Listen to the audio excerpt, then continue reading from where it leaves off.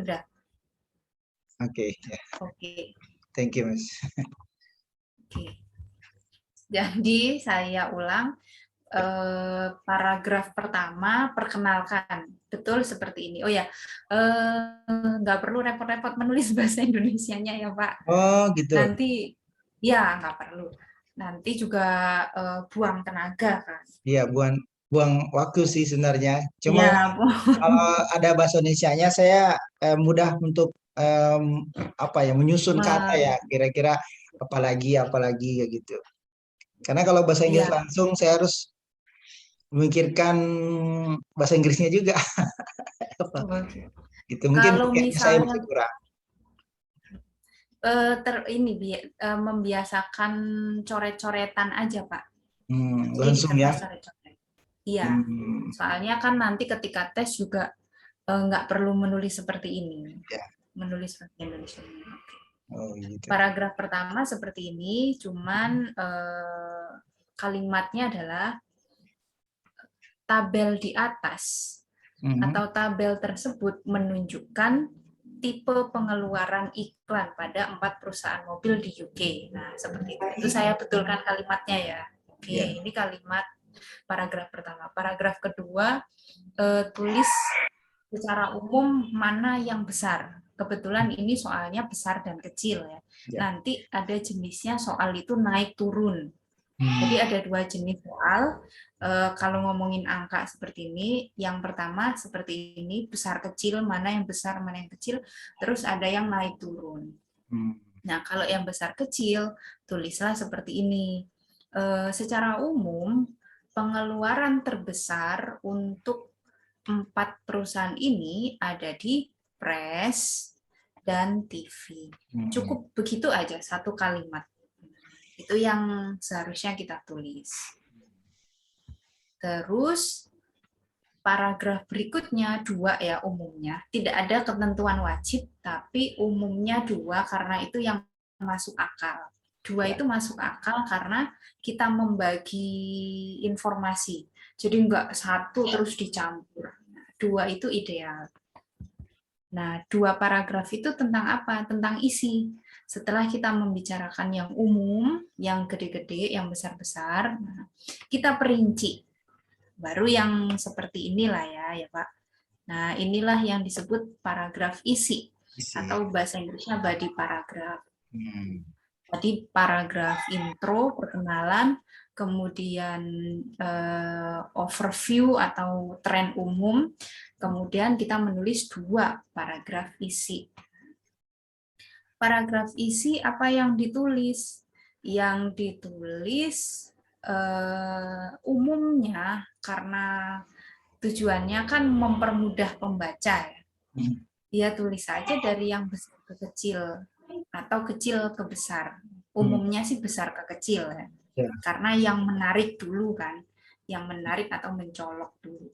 Yang besar ke kecil. Nah, kalau seperti ini 4 ya diurut aja nggak apa-apa. Jadi saya mau menulis Renault. Hmm. Renault itu apa yang saya tulis? Diurut aja nggak apa-apa dari besar ke kecil. Jadi kalau Renault itu mengeluarkan uang untuk iklannya yang paling besar TV 59 juta. Diikuti oleh Press 45 juta. Uang yang dikeluarkan untuk radio sebesar 15 juta.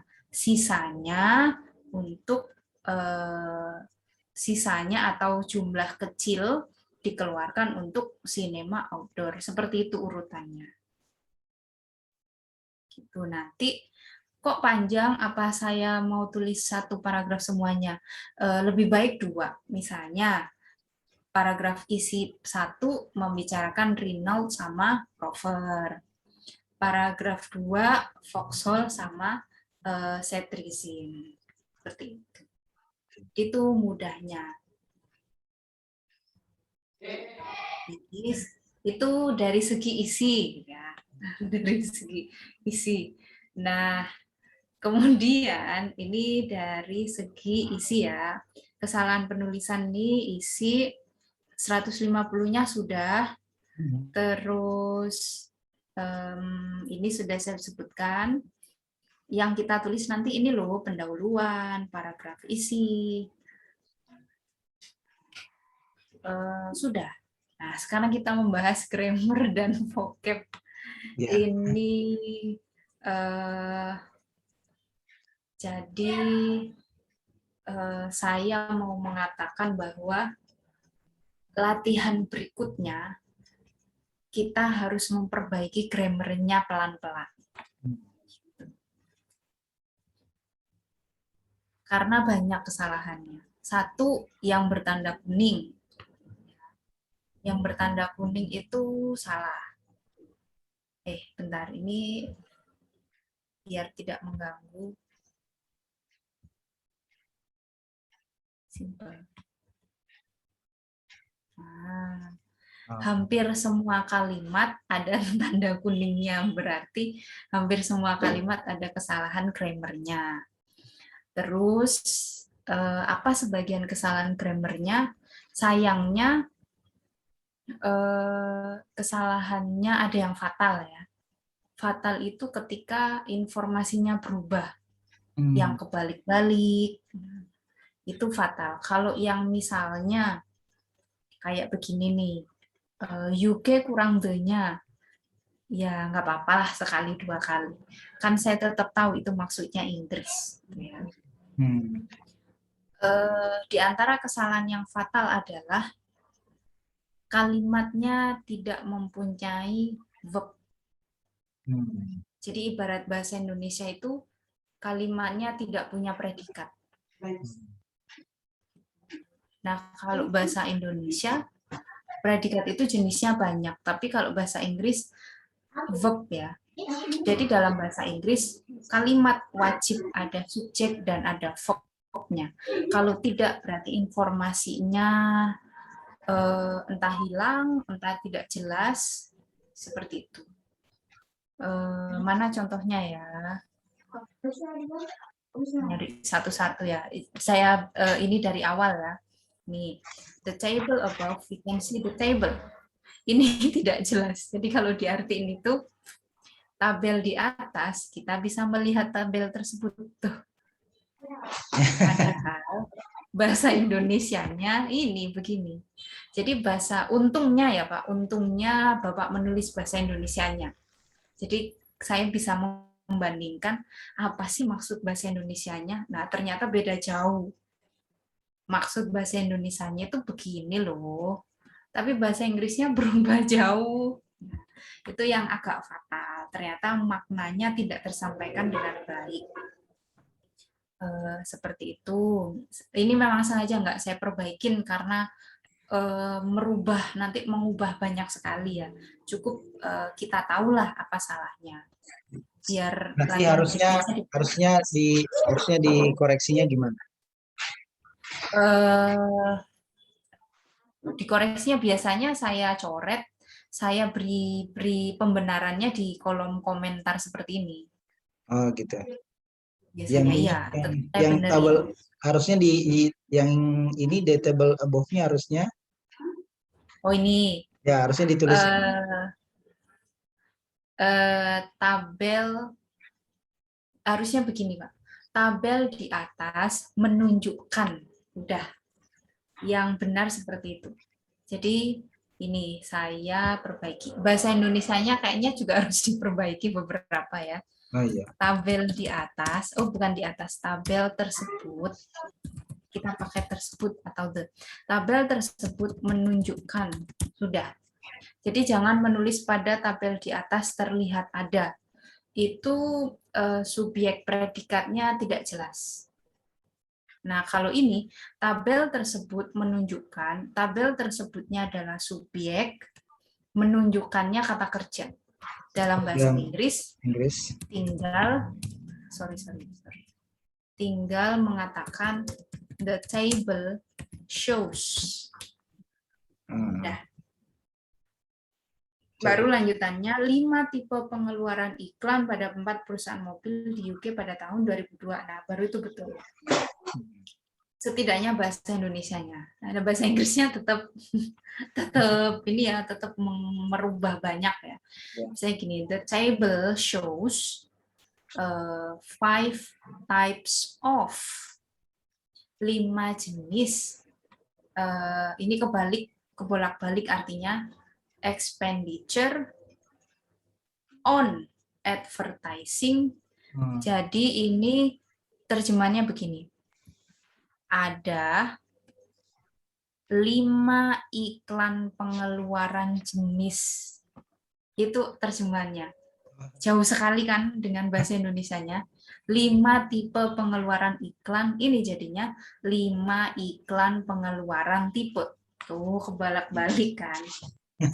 Ini bukan 4, tapi keempat. Karena fourth. Kalau 4 tuh four. Jadi kesalahan grammar sama vocabnya mengubah informasi. Jadi susah yang membaca begitu. In the table ini tidak perlu, ini tidak wajib maksudnya, ini tidak wajib. Kalau koreksinya yang tadi itu there are 5 advertising, ya. Ini nih, begini, nggak pakai there are 5. Kan tadi saya mana tadi, tabel tersebut menunjukkan 5 ya, 5 tipe dan seterusnya. Jadi tidak ada there. There itu artinya ada kan atau terdapat. Jadi langsung the table shows 5, bukan 5 ya. 5 pengeluaran 5 jenis pengeluaran gitu kan. 5 jenis of ditambah of. Jadi jenis itu types of, kinds of. Pengeluaran iklan atau pengeluaran ya, expenditure itu 5 jenis pengeluaran untuk iklan, untuknya pakai on atau pada iklan, advertisement di UK bla bla bla bla. Harusnya begini aja. Oh, beda. Kemudian tidak perlu menyebut kolom. Janganlah, saya bilang jangan, bukan tidak perlu, jangan ya. Jangan menyebut kolom, jangan menyebut sejenisnya ya, grafik, chart ketika di sini. Kenapa? Karena kita bercerita. Jadi tulisan kita itu seolah-olah bercerita seperti ini. Perusahaan A mengeluarkan 45 juta dolar untuk press. Itu kan bercerita. Kalau saya mengatakan begini, pada kolom yang pertama, nah itu enggak bercerita, itu cuman membaca ya, membaca data. Jadi jangan menggunakan kata kolom. Ini kayak membuat ini dong, bab 4 bab 4 penelitian ya. Jangan pakai kolom. Terus kebolak-balik seperti tadi ya. Ini kan terbolak-balik artinya sama kolom expenditure, type press, yang beberapa kata saya kuning jadi satu itu rata-rata kebolak-balik. Berarti Bapak perlu, kalau dulu pernah belajar grammar, perlu mereview atau membaca lagi mengenai noun phrase. Masih ingatkah istilah itu? Jadi kesalahannya begini. Kita tidak mungkin ya dalam 2 hari misalnya memperbaiki 100% semua. Oke, setidaknya perbaiki kesalahan 1. Menulis noun phrase. Agak-agak lupa, ya udah. Menulis noun phrase adalah susunan adjektif atau kata sifat diikuti kata benda. Atau begini. Noun dengan noun. Maksudnya gimana? Contoh. Oh, saya beri aturannya ya.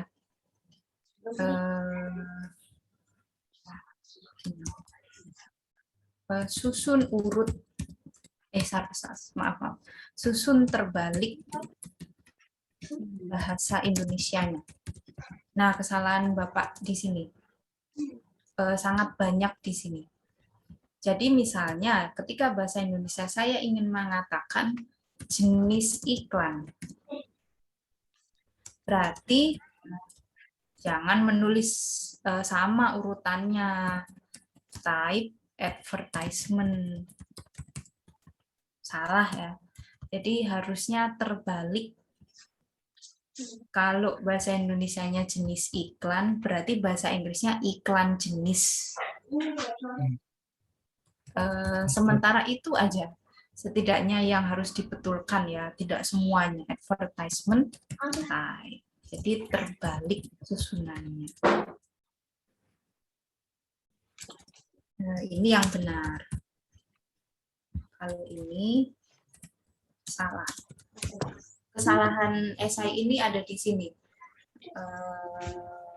Mayoritasnya di sini. Oke, nah solusinya ini ingat kembali ketika menerjemahkan bahasa Indonesia itu terbalik. Ketika ada kata benda. Terus yang kedua, kesalahannya adalah kalimat harus memiliki subjek dan verb. Ini kayaknya banyak di tas 2 kalau saya nggak salah. Ini aja dulu ya. Karena yang barusan itu 2 kesalahan tadi itu mengubah makna. 1, kalau terbalik ya artinya ikutan terbalik. Kalau kalimat tanpa verb berarti dianggap tidak ada informasi. Jadi itu fatal. 2 itu kita perbaiki. Type cinema berarti artinya kan dibalik. Bioskop tipe, type outdoor tipe, ya kan? Kolom expenditure berarti artinya pengeluaran kolom, tuh terbalik semua. Type press berarti press jenis atau pers jenis. Expenditure advertising type TV. Kalau nerjemahin terbalik. Jadi nerjemahinnya dari belakang. TV jenis iklan pengeluaran. Nah, terbalikan. Nah, itu banyak kesalahannya di situ. Kesalahan kedua yang kita harus latih untuk diperbaiki adalah kalimat yang tidak punya kata kerja. Misalnya, mana ini titiknya?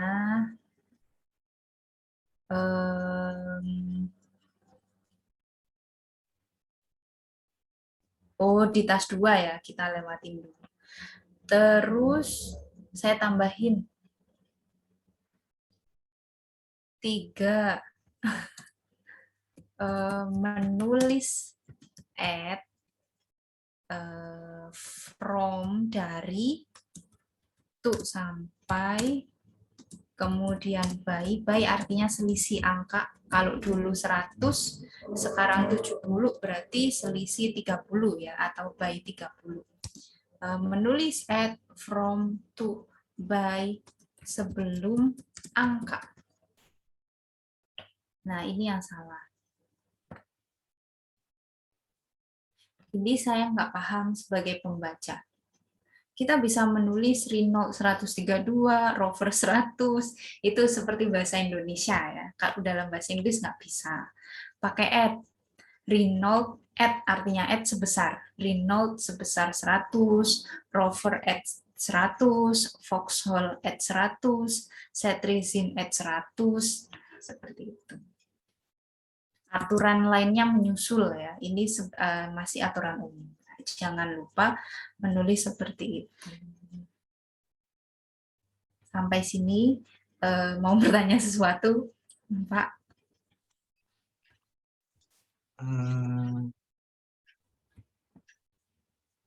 Atau penjelasan saya Ya, kurang jelas? lumayan jelas. Cuma emang cuma yang kuningnya kan banyak di atasnya. Mungkin nanti saya susun ulang atau gimana? Nggak perlu, nggak perlu Pak, nggak perlu. Nggak perlu. Saya masih banyak soal, saya tentang tenang, saya masih punya banyak stok soal. Oh Terus iya. Bapak nggak perlu apa ya, nggak perlu memusingkan kesalahan yang sama. Lanjut aja Pak, Oh iya deh. lanjut biar terbiasa. Ya, tidak Ya. perlu yang begini.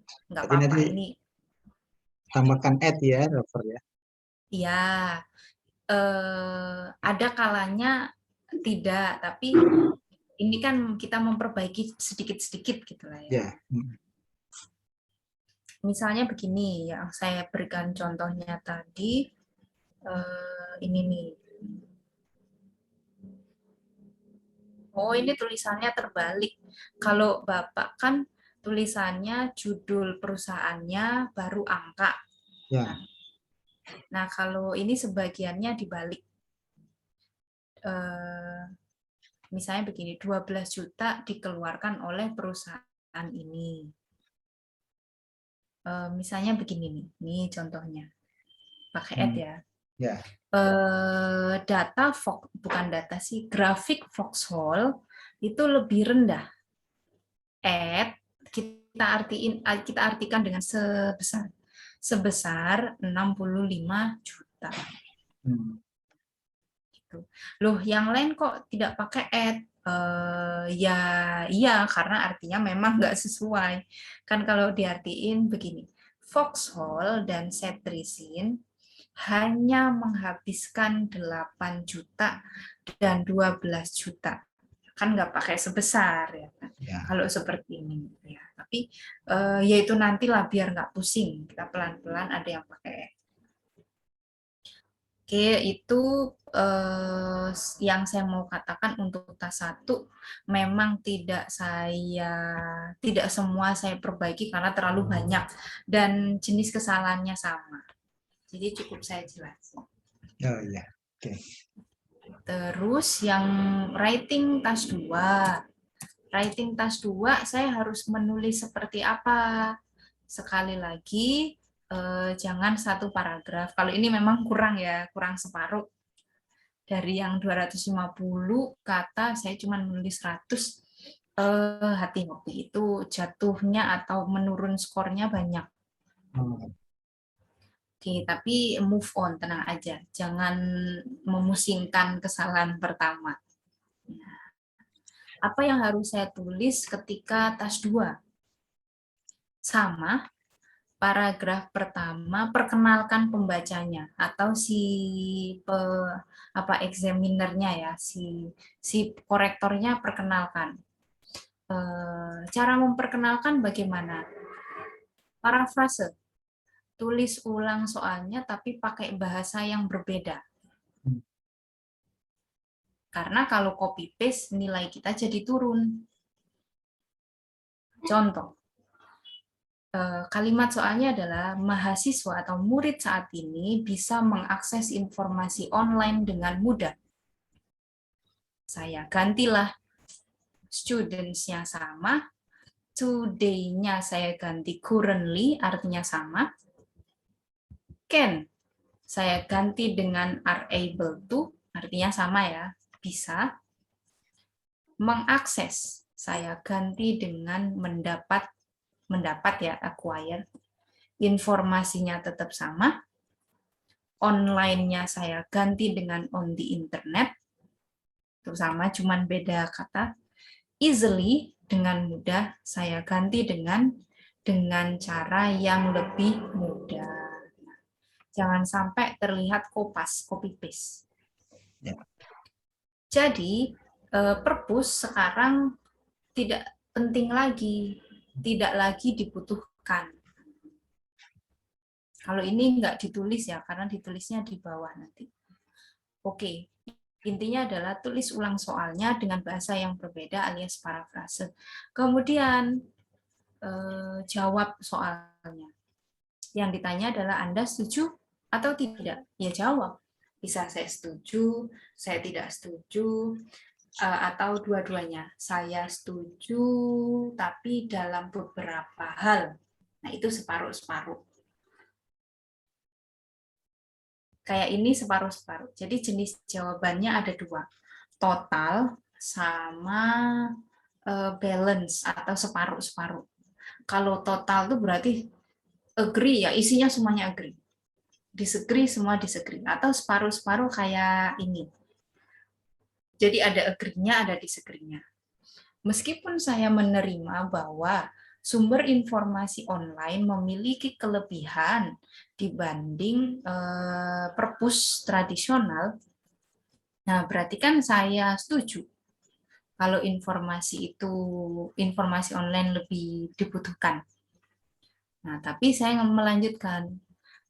Tapi saya juga berpendapat bahwa masih ada kebutuhan besar, a great need, kebutuhan yang besar untuk perpus di dunia saat ini. Itu kan separuh-separuh kan. Ya ada setujunya, ada tidak setujunya. Kalau begitu berarti nanti dalam isi, paragraf isi, sebutkan satu paragraf setuju, satu paragraf tidak setuju, atau satu paragraf informasi online itu penting, kenapa penting, satu paragraf kenapa perpus itu juga masih penting. Itulah yang harus ditulis. Lalu kesimpulan. Kesimpulannya sedikit aja, 1-2 kalimat cukup. Apa isi kesimpulan? Kalau bingung, tulis ulang introduction-nya atau pendahuluannya, tapi agak beda sedikit. Nah, kesimpulannya contohnya begini. Kesimpulannya, meskipun saya setuju bahwa ada manfaat besar dalam mendapat informasi melalui internet, tapi saya tidak setuju kalau perpus itu tidak lagi penting. Jadi diulang lagi soalnya, tapi pakai bahasa yang berbeda. Jadi totalnya ada 4 paragraf. Paragraf introduction, perkenalan, paragraf kesimpulan, dan 2 paragraf isi. Nah, kita lihat tulisannya. Bisakah sebenarnya memenuhi itu atau di spasi ya, di enter? Manakah introduction-nya? Pada zaman sekarang memang kita dapat mengakses informasi online, namun bukan berarti perpustakaan konvensional harus ditinggalkan. Saya setuju agar perpustakaan harus tetap ada. Sampai sini harusnya ini intro. Harusnya ini intro.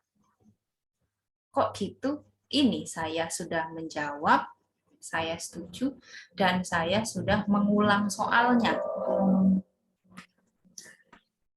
Tapi nggak pakai karena ya Pak, karena masih memperkenalkan.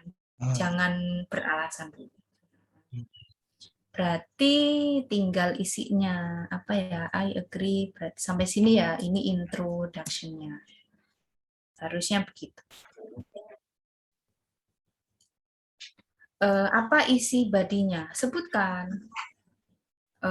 Kenapa saya setuju online? Berarti intinya ada di alasan ya. Saya setuju perpustakaan. Oh ini setuju perpus nih. Saya setuju perpustakaan tetap ada. 1, gunakan kata firstly.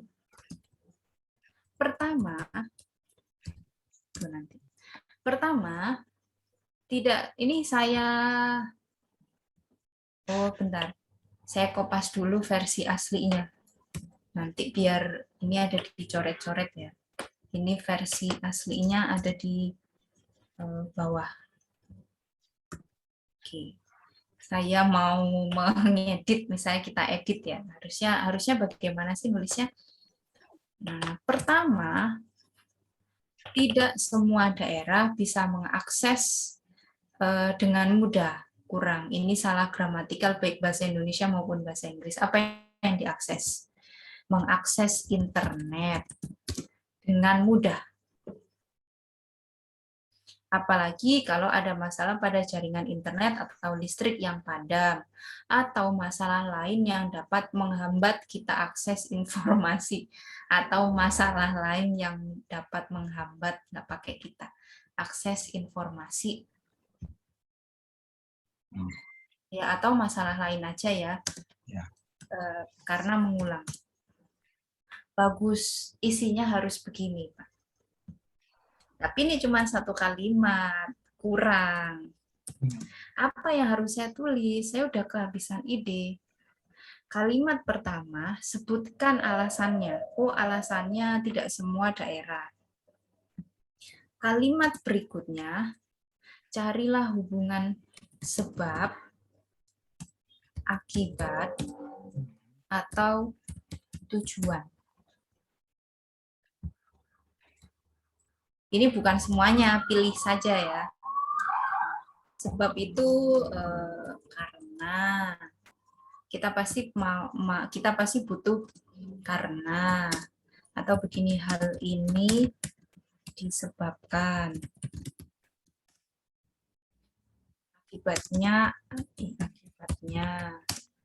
jadi, oleh karena itu misalnya, tujuannya ya agar, dan seterusnya. Nah, ini maksudnya apa? Untuk melanjutkan ide.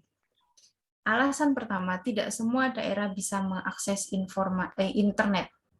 Kalau saya yang nulis, saya belum pakai kata ini. Ini saya buang. Saya lanjutkan. Duh, kenapa? Atau apa sebabnya? Kok tidak bisa mengakses internet? Akhirnya saya lanjutkan. Misalnya,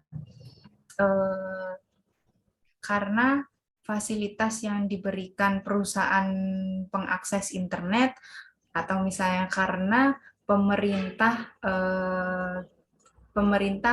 atau fasilitas pemerintah mengenai akses internet tidak bisa menjangkau beberapa daerah yang secara geografis terlalu jauh atau terlalu susah untuk dibangun fasilitasnya. Jadi ada kelanjutannya. Selesai sampai situ, saya nggak bisa melanjutkan. Ya, coba ganti yang lain. Akibatnya apa? Kalau semua daerah nggak bisa mengakses internet, akibatnya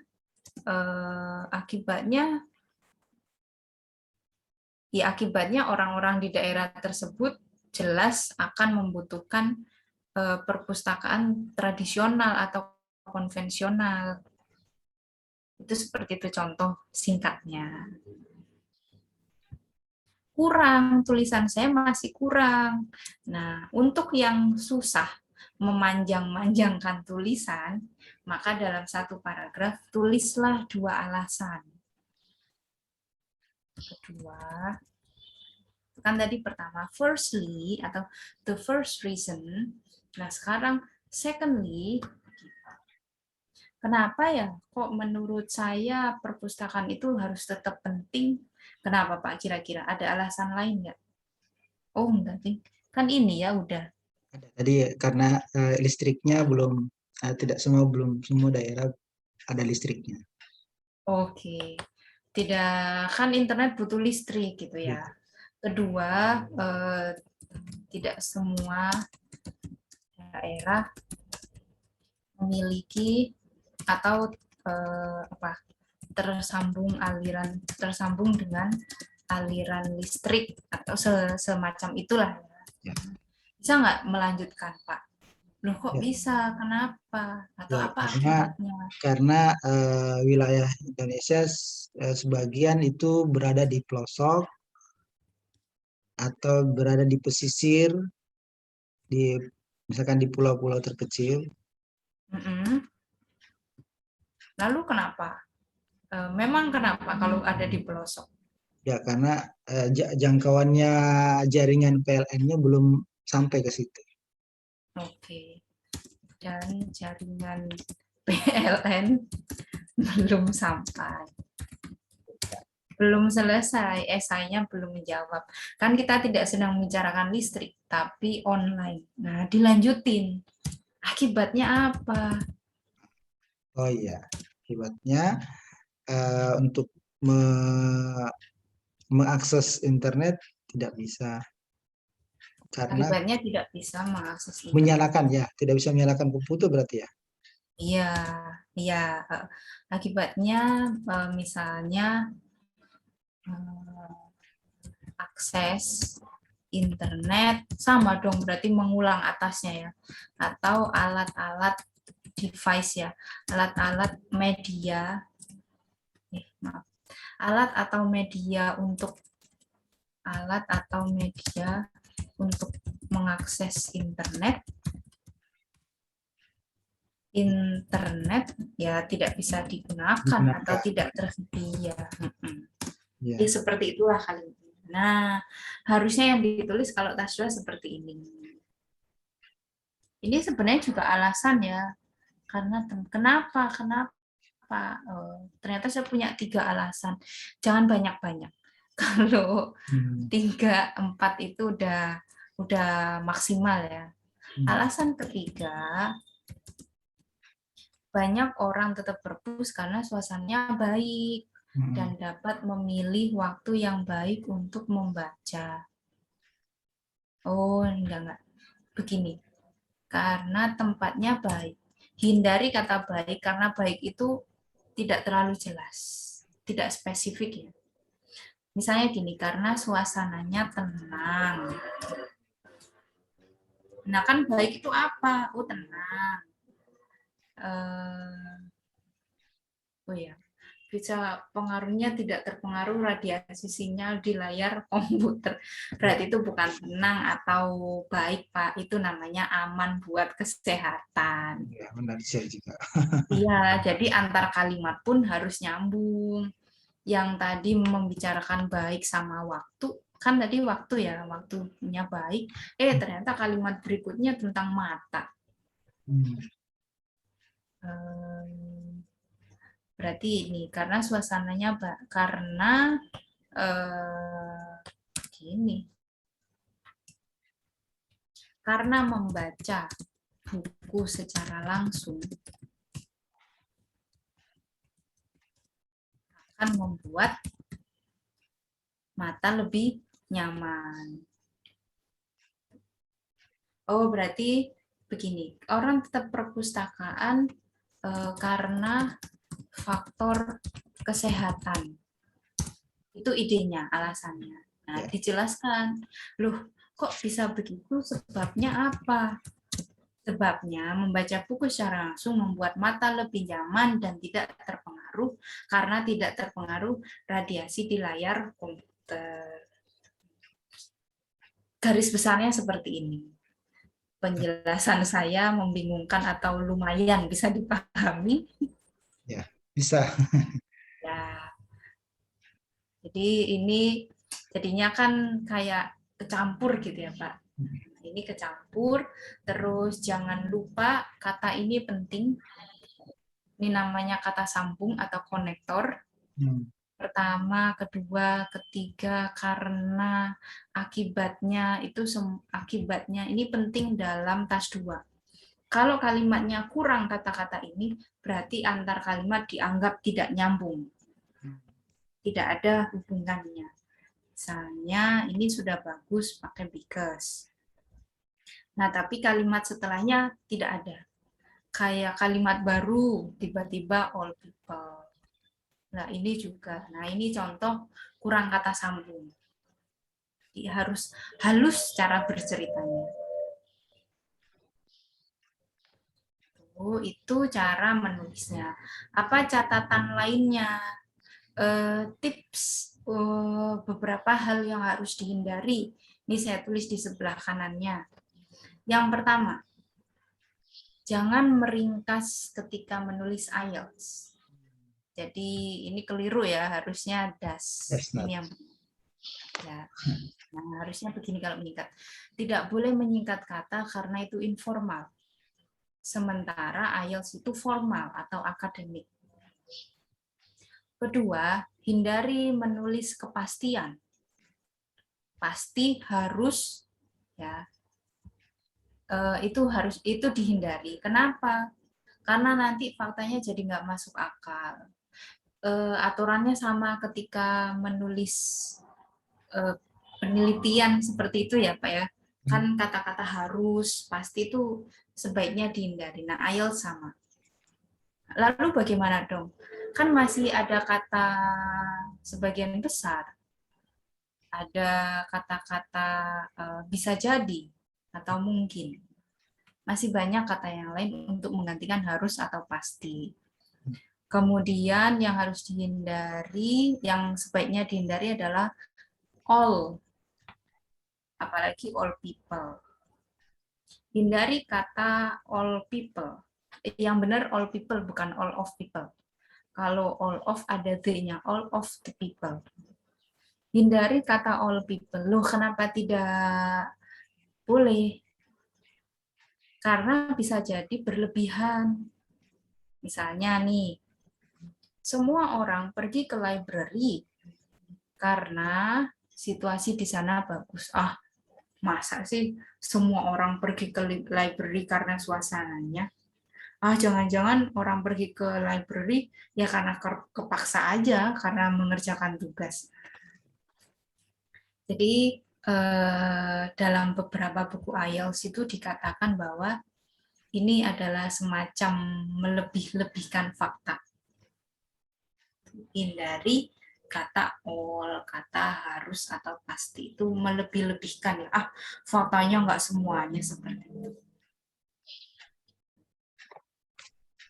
Sisanya salah grammar, Ya. salah pasif, salah kata, ini salah kata. Berarti ini mengerjakannya pakai kamus enggak, Pak?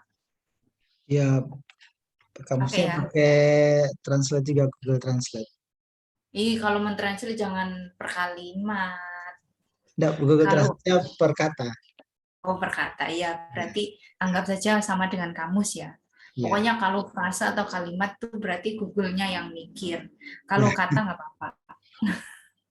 Nah, eh, catatannya adalah karena Google Translate kan Indonesia ke Inggris ya, Pak. Ya. Pastikan pastikan oh berarti saya nggak tahu apakah bahasa Indonesianya yang salah.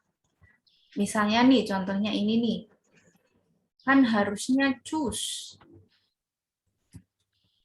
harusnya Google Translate-nya benar, kita bisa memilih, bukan kita bisa pilihan. Nah, berarti lebih teliti lagi ketika mentranslate di kamus atau Google, pastikan sesuai bahasa Indonesianya.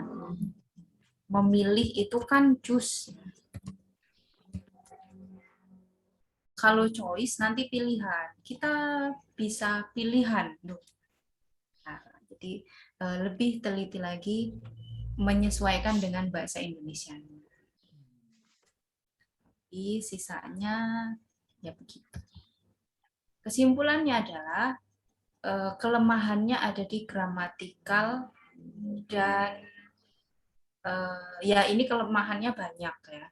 Tapi maksudnya kelemahan Bapak yang saya perhatikan berarti satu masalah grammar sama vocab. Kelebihan Bapak ada di ide. Ini tulisan ini idenya lumayan lah. Kalau dipoles ya, lumayan. Jadi modal Bapak adalah ide, karena tidak semua orang punya ide yang bagus. Grammarnya benar tapi nggak bisa menemukan ide. Nah Bapak kebalikannya, grammarnya harus diperbaiki, banyak yang harus diperbaiki. Yang bisa diasah adalah ini isinya ya, menjawab pertanyaannya. Itu. Terus, oke, sampai sini silakan bertanya. Apa dari dulu saya mau tanya sih, perbedaan TOEFL sama IELTS itu, kalau grammarnya itu sebenarnya sama aja sih sebenarnya ya, Sama. sama Loh, jangan-jangan Bapak sebenarnya nggak mau IELTS. Tapi Kak, Bapak mau ke mana sih kok pakai GRE? Ke Amerika ya? ke Bukan ke Eropa. ke Arab. Oh, ke Arab loh. Oh, ke Arab pakai GRE? Iya, pakai JRI ada beberapa yang pakai JRI, ada yang tidak. Nah, kayak Berarti gitu. tergantung jurusannya ya, Pak? Tergantung jurusannya kali ya. Nah, Oh, gitu. kebetulan Saya saya kan pikir mau ke teknik. Amerika. Ada beberapa sih selain di Amerika yang gunakan JRE. Ya. Ada juga beberapa yang ada di Jepang juga saya lihat. Biasanya yang Jerry ini kan apa namanya eksak Iya, eksak, benar. ya eksak apa mohon maaf Pak akuntansi Saya manajemen teknik elektro. oh iya teknik elektro Iya, oh saya baru tahu di Arab ada yang minta GRE iya benar. Di KFUPM, Kinfat University Petroleum, eh, Petroleum and Mineral. Uni Uni Emirat ya Pak Bukan, Arab Saudi, cuma dia di bagian agak-agak di pinggir memang dia. Karena Arab Saudi itu kan sebenarnya kota mana sih eh saya lupa ya King Fahd oh tahu saya ya Kinfat Petroleum. oh, iya. Kalau murid saya satunya sama kebetulan ya mau tes itu di jurusan agama. Bukan agama di Madinah. Oh, Itu Madinah. juga iya IELTS loh kok Arab pakai IELTS. Iya, Kenapa? Biasanya cukup TOEFL ini pakai IELTS. Ini sebenarnya Bapak malah pakai sebenarnya GRE. pilihnya. Ini masih masih ada pilihan sih, bisa TOEFL, bisa IELTS. Cuma kekurangannya itu tadi, kalau di TOEFL tidak ada materi writing tadi ya, sama speakingnya. Iya. Nah, padahal nanti kan kalau buat laporan juga harus buat, Oh betul. untuk buat laporan itu kan pasti bikin writing. Betul betul Pak. Betul. Jadi masing-masing punya kelebihan kelemahan. Kalau kelebihannya TOEFL eh, berarti sebelum berangkat saya tidak harus menguasai bahasa Inggris dengan baik. Saya cukup menguasai eh, apa Struktur. namanya materi TOEFL. Iya, Tapi nyampe sana nggak bisa bahasa Inggrisnya. bisa. Tapi kalau IELTS dari sini harus repot ya. Iya, Sejak dari Indonesia harus repot belajar bahasa Inggris dan seterusnya. Tapi nyampe sana lancar. Itu iya kelemahan. itu. Oh, Karena nggak ada betul. waktu lagi kalau sudah di sana. Iya betul. Ya, Betul, Pak. fokus gitu. Oke, ya. Tuh, Kalau kemarin tes JRE, ada materi tesnya itu writing. menulis ya, writing. Ya, kayak gitu. Jadi ya banyak banyak salahnya berarti.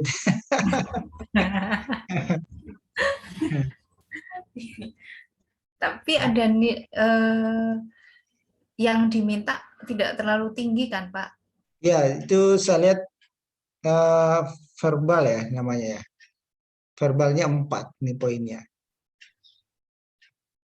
Di ini CRI-nya. JRE-nya. Jadi Hmm. untuk verbalnya itu 4, kualitatifnya 179 ya. Eh, berapa ya? 79 writing. 159. 159. Oke. Terus ada lagi yang Eh, satunya lagi itu ada yang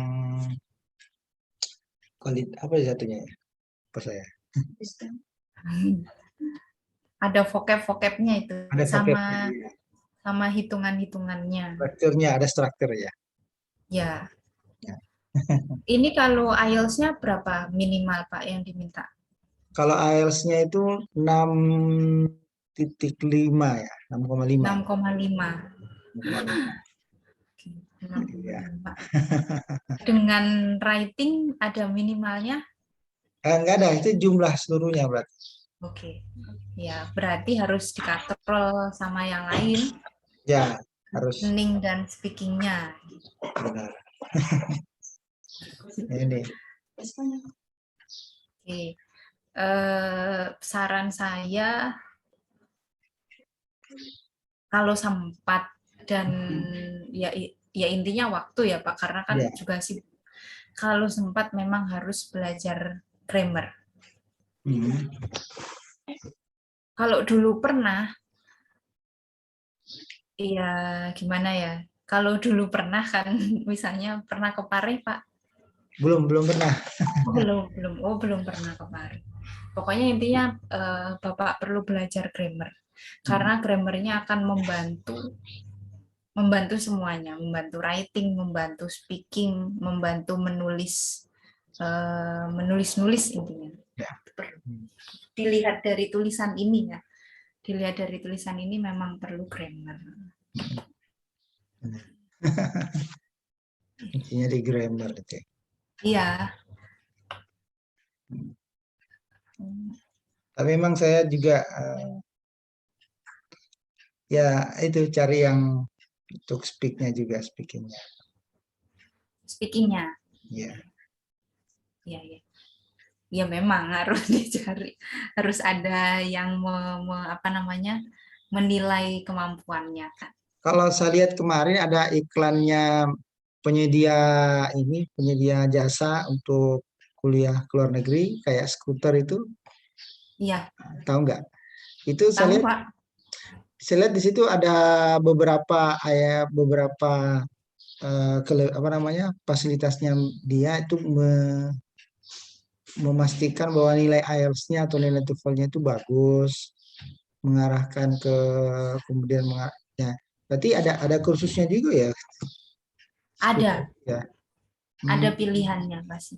Pilihan kursus sama pilihan langsung ke kelas IELTS misalnya. Hmm. Oh gitu Sama ya. aja. Ya itu. Ya monggo silakan misalnya tertarik. Tapi kalau saran ya Pak ya, Ya. saran saya karena ya gimana ya, saya kurang tahu bagaimana pembelajaran grammar di skuter, atau kalau IELTS-nya saya tahu untuk kelas IELTS yang langsung latihan tuh persis seperti ini. Jadi diberi soal tanpa materi, setelah itu diberi feedback. Hmm. Ya sama persis seperti ini. Nah, kalau yang gramatikal nanti misalnya Bapak tertarik di skuter, silakan gali informasinya seperti apa pembelajarannya.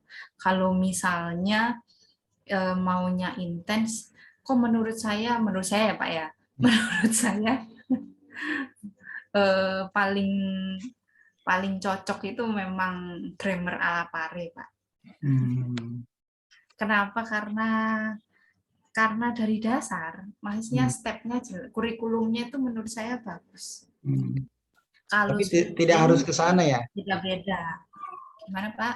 Tidak harus ke sana, ke parenya. Tidak, kan sekarang bisa online Nah, semua. iya itu.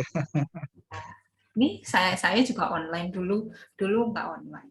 Semua Iya. bisa online. Hmm. Maksudnya kurikulum belajar grammar di PAR itu bagus asal gurunya benar dan jelas ya. Hmm. Kalau speaking memang macam-macam, tapi kalau Kalau grammar speaking itu kekurangannya mungkin ya karena bukan di kelas, jadi kan harus antri ya. Kayak itu kan kalau misalkan kita mau ngomong satu dan yang lain ya, berarti harus harus ini kan diam. dikasih kesempatan yang satu baru ya Ya, ya baru bisa bicara. betul.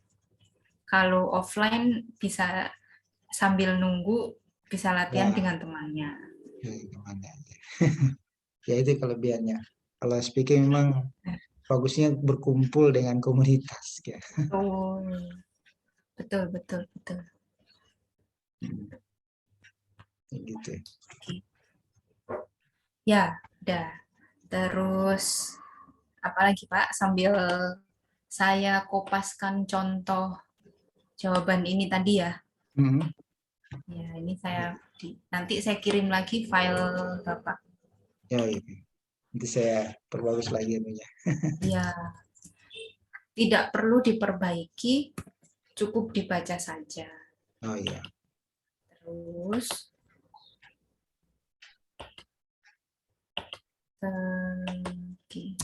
silakan sambil kalau mau ada yang ditanyakan.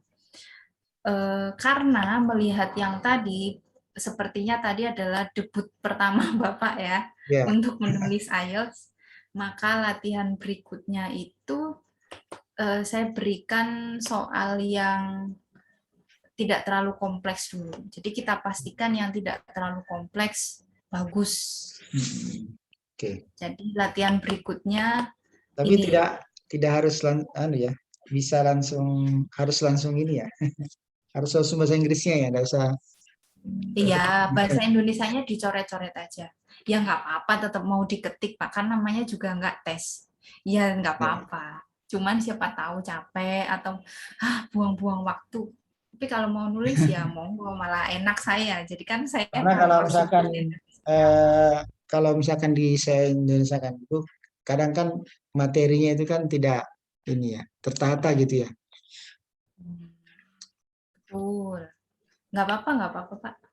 Kalau tidak capek dan tidak merasa terbuang waktunya, Ya. sangat bagus ketika menyampaikan bahasa Indonesianya. Biar saya tahu maksud bahasa Indonesianya bagaimana dan bahasa Inggrisnya kesalahannya di mana. Oh, gitu. Oke. Ya. Tapi tidak Walaupun nanti wajib. kalau ujian langsung bahasa Inggrisnya ya. Iya, masa 60 menit sempat kita, kan nggak Ya. sempat. Oke, oke. Soal berikutnya adalah berbeda dari soal tadi. Tadi Hmm. kan saya mengatakan jenis IELTS itu ada dua. Hmm. Ada yang besar dan kecil. Hmm. Misalnya tadi uang yang besar dihabiskan untuk iklan A, Hmm. uang yang sedikit dihabiskan untuk iklan B. Nah, ini jenis soal berikutnya, Hmm. yaitu proses. Jadi ada kenaikan, ada penurunan seperti ini ya. Jadi ada tahunnya berubah, berarti kan ada proses naik sama turun. Paragraf pertama, tulis ulang judulnya tapi tidak copy paste. Hmm. Paragraf berikutnya, tulis tren umumnya. Naik. Nah, jadi tren umumnya itu secara umum naik atau turun. Oh, Ini kan ada orange sama biru. Jadi secara umum oranye naik apa turun? Bagaimana cara mencari naik dan turun? Ya bandingkan aja titik awal dan titik akhir. ya. Kalau yang tengah-tengah dirasa memusingkan, diabaikan aja. Hmm. Itu masih tetap betul kok membandingkan awal dan akhir. Ya. Awalnya 2, akhirnya 3,5. Ya sudah, berarti itu naik. Ya. Habis itu 2 paragraf berikutnya adalah body atau isi. Nah, misal body 1 atau isi 1, saya menulis yang orange, yang production. Diurut tahun sekian berapa, tahun sekian berapa, berapa, berapa. Hmm. Naik atau turun. Body 2 yang biru atau dibalik atau banyak jenisnya, tapi setidaknya kita berarti yang seperti itu. Hmm. Body 1 yang orange, body 2 yang biru. Nah, nanti ceritakan naik turunnya berapa, dari angka berapa ke berapa. Oke. Selesai. Tas 2-nya kayak tadi ya. Kalau tadi setuju tidak setuju, sekarang apa alasannya, apa solusinya. Paragraf pertama, tulis ulang soalnya, tapi jangan copy paste, lalu jawab pertanyaannya. Ya. Oke. Singkat saja. Jangan misalnya, what are the reason? Apa alasannya? Ini kan animal itu mau punah gara-gara manusia. Hmm. Apa alasannya? Terus saya jawab deh, menurut saya kepunahannya karena bla bla bla, satu kalimat. Jangan, ini masih introduction, Hmm. singkat-singkat aja.